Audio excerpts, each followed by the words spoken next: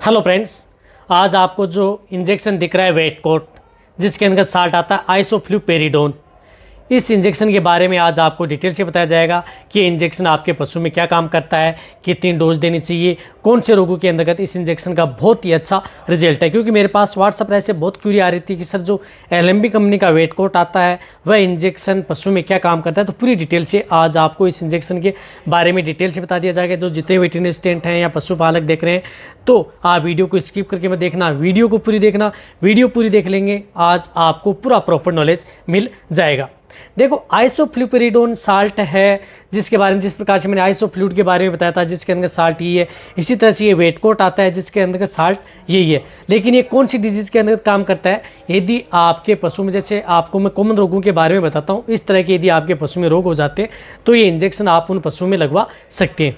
जिस तरह से यदि कीटोसिस डिजीज़ हो गई, अब कीटोसिस डिजीज़ के क्या सिम्टम्स हैं, मेरे चैनल पर डिटेल से वीडियो बनी हुई है, लेकिन जितने भी जो वेटरनरियन देखते हैं उन्हें पता है कि कीटोसिस डिजीज़ क्या होती है। तो कीटोसिस डिजीज़ के अंतर्गत आप इस इंजेक्शन का प्रयोग अपने पशुओं में करवा सकते हैं। यानी आपके पशु जैसे खाना कम कर देता है, जो खाना कम करने का मतलब है जो बाँट दाना नहीं खाता है, तो उस स्थिति के दौरान भी आप इस इंजेक्शन का प्रयोग आप अपने पशुओं में करवा सकते हैं। इसी तरह से यदि आपके पशु में जिस प्रकार से आर्थराइटिस है, यानी जोड़ों में दर्द यदि आपके पशु में हो गया है, जैसे चलने फिरने में यदि आपके पशु में दिक्कत आती है, तो उस स्थिति के दौरान भी आप इस इंजेक्शन का प्रयोग आप अपने पशुओं में करवा सकते हैं। आर्थराइटिस में भी बहुत अच्छा रिजल्ट मिलता है। यदि आपके पशु में जोड़ों में यदि सूजन आ गई है तो उस स्थिति के दौरान भी आप इस इंजेक्शन का प्रयोग आप अपने पशुओं में करवा सकते हैं। इसी तरह से यदि लेमनेस है, यदि आपका पशु लंगड़ा करके चलता है, चलने में दिक्कत आती है, या यदि आपका पशु उठने बैठने में दिक्कत आती है, तो उस स्थिति के दौरान भी आप इस इंजेक्शन का प्रयोग आप अपने पशुओं में करवा सकते हैं। इसी तरह से यदि आपके पशु में जिस प्रकार से मेटाबॉलिज्म से संबंधित कई रोग हैं, तो उस स्थिति के दौरान भी आप इस इंजेक्शन का प्रयोग अपने पशुओं में करवा सकते हैं।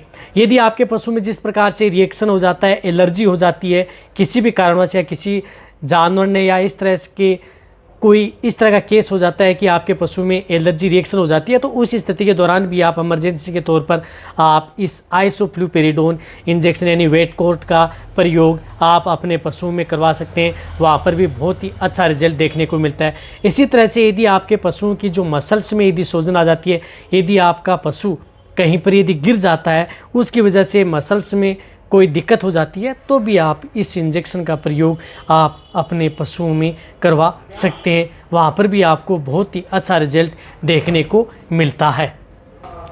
इसी तरह से इस इंजेक्शन का प्रयोग आपके पशु में जिस प्रकार से मेस्टाइटिस यानी थनैला रोग हो गया है, तो थनैला रोग के अंतर्गत भी आप इस इंजेक्शन का प्रयोग अपने पशुओं में करवा सकते हैं। वहाँ पर भी आपको बहुत ही अच्छा रिजल्ट मिलता है। इसी तरह से यदि आपके पशु में ब्याने के बाद या यदि आपके पशु में कैल्शियम की डिफिशिएंसी हो जाती है, तो उस स्थिति के दौरान भी इस इंजेक्शन का प्रयोग करवाया जाता है। या डिस्टोकिया में यदि आपके पशु में दिक्कत हो गई है, तो डिस्टोकिया के अंदर भी इस इंजेक्शन का प्रयोग उन पशुओं में करवाया जाता है। इसी तरह से यदि आपके पशु में किसी भी तरह का यदि कोई जहरीला जानवर यदि आपके पशुओं को काट लेता है, जैसे सांप है, बिच्छू है, या जो ततैया है, मक्खी हैं, यदि आपके पशुओं को काट लेती हैं, तो उस स्थिति के दौरान भी आपके पशुओं में ये इंजेक्शन जो वेट कोट आता है, इस इंजेक्शन का प्रयोग उन पशुओं में करवाया जाता है। इसी तरह से अदर जो डिजीज़ हो जाती हैं उसके अंदर भी इस इंजेक्शन का प्रयोग उन पशुओं में करवाया जाता है। यानी कहने का मतलब है कि जो ये इंजेक्शन है, ये लगभग जो बीमारियां हैं उस बीमारियों के अंतर्गत इस इंजेक्शन का प्रयोग उन पशुओं में करवा सकते हैं। जिस प्रकार से अदर और भी यदि आपके पशु में दिक्कत हो जाती है, तो भी आप इस इंजेक्शन का प्रयोग, जो अदर जो इंजेक्शन लगाते हैं, तो साइड थेरेपी के तौर पर आप साथ में ये इंजेक्शन भी लगवा सकते हैं। ये जो इंजेक्शन है, ये इंजेक्शन यदि आपको जब अपने पशु को एक बार लगाते हैं, तो 12 से 24 घंटे बाद में आप रिपीट भी उस पशु को करवा सकते हैं।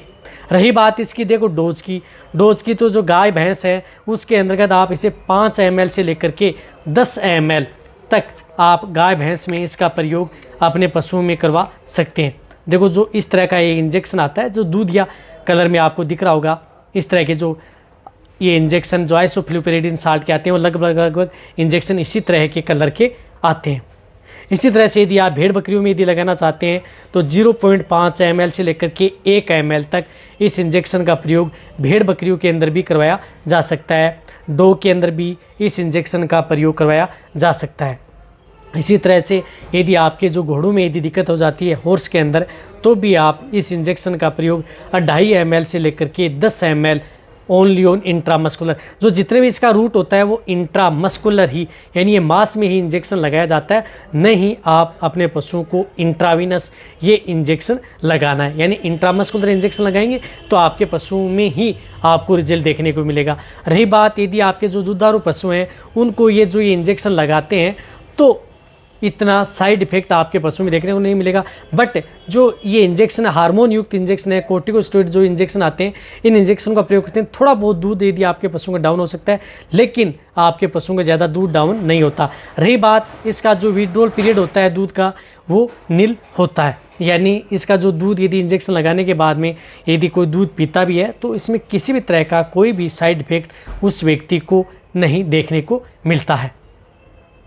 जो मैंने आपको डोज बताई है, इस तरह की डोज उन पशुओं में लगवाई जाती है।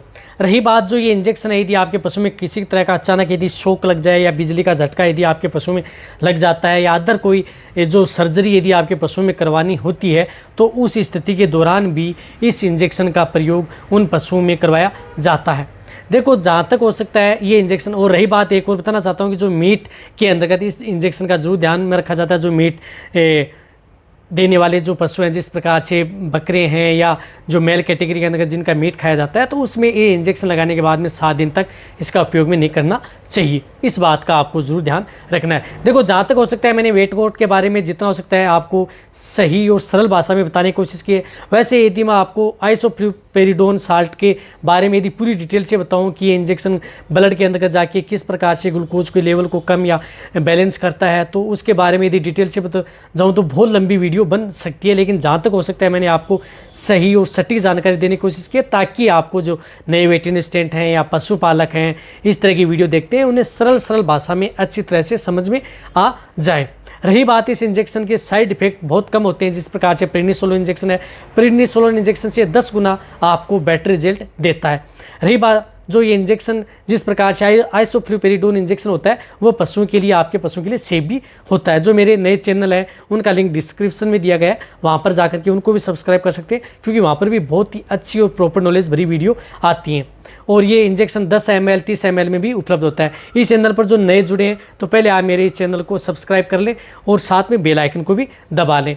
और इस वीडियो को जितना हो सकता है आप पशुपालक हैं या जो जितने भी मेरे वेटरनरी असिस्टेंट हैं उनके साथ आप इस वीडियो को जितना हो सकता है शेयर कर दें, ताकि उन्हें भी पूरा प्रॉपर नॉलेज हो जाए। इसी तरह से आप मेरी वीडियो देखते रहें, इसी तरह से आप मेरे को प्यार देते रहें।